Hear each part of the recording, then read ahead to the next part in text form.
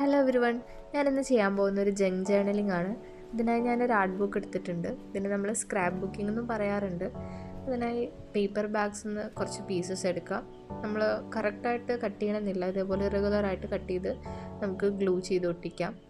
അതുപോലെ തന്നെ പഴയ വല്ല ബുക്സ് ഉണ്ടെങ്കിൽ, നോവൽസോ അതുണ്ടെങ്കിൽ നിങ്ങൾക്ക് അതിൽ നിന്ന് ഒരു പീസ് ഇങ്ങനെ ഇതുപോലെ കീറിയെടുക്കാം. അതുപോലെ നിങ്ങൾക്ക് ചിപ്സൊക്കെ ഉണ്ടെങ്കിൽ അതും കൂടി ഒട്ടിച്ചു കൊടുക്കാം.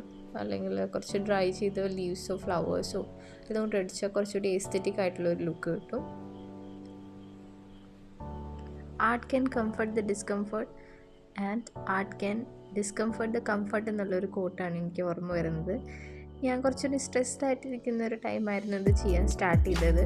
ഇത് ചെയ്ത് വന്നപ്പോൾ ഞാൻ ഭയങ്കര റിലാക്സ്ഡ് ആയിട്ട് തോന്നി. അപ്പോൾ നിങ്ങൾക്കും ഇതേപോലെ സ്ട്രെസ്ഡ് ആയിട്ടുള്ള ടൈമൊക്കെ ലൈഫിലുണ്ടെങ്കിൽ ഇതേപോലെ ചെയ്ത് നോക്കാവുന്നതാണ്. അപ്പോൾ നമുക്കൊരു ആർട്ട് വർക്ക് കണ്ടാൽ നമുക്ക് തന്നെ ഒരു റിലീഫ് കിട്ടും. ഞാനിതുപോലെ സ്റ്റിക്കേഴ്സൊക്കെ ഉണ്ടെങ്കിൽ നിങ്ങൾക്ക് ഇതേപോലെ ലെറ്റേഴ്സായിട്ട് ഒട്ടിക്കാം, അല്ലെങ്കിൽ സ്കെച്ചിൻ്റെ നിങ്ങൾക്ക് അതുപോലെ ഒട്ടിച്ചാലും മതി. പിന്നെ ഈ ചാക്ക് ചുരട് കൊണ്ടുള്ള ബോ ഞാൻ യൂട്യൂബിലൊരു വീഡിയോ കണ്ട് ചെയ്തതാണ്. ഇത് വളരെ സിമ്പിളാണ്. നിങ്ങൾക്ക് ബോ എങ്ങനെ ഉണ്ടാക്കാമെന്നുള്ളത് ടൈ ചെയ്യുന്നൊന്ന് പഠിച്ചു കഴിഞ്ഞാൽ ഈസി ആയിട്ട് ഉണ്ടാക്കാൻ പറ്റും. പിന്നെ ഞാനൊരു പീസ് ഓഫ് നോവലിൻ്റെ പേപ്പറും കൂടി ഒട്ടിച്ച് കൊടുക്കുന്നുണ്ട്, കുറച്ചുകൂടി ഒരു എസ്തെറ്റിക് ലുക്ക് കിട്ടാൻ വേണ്ടിയിട്ട്.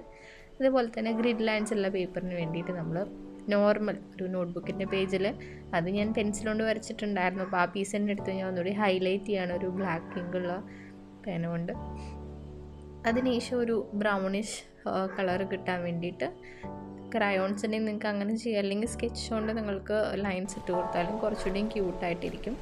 ഇനി അത് നമുക്ക് ഒട്ടിച്ചു കൊടുക്കാം.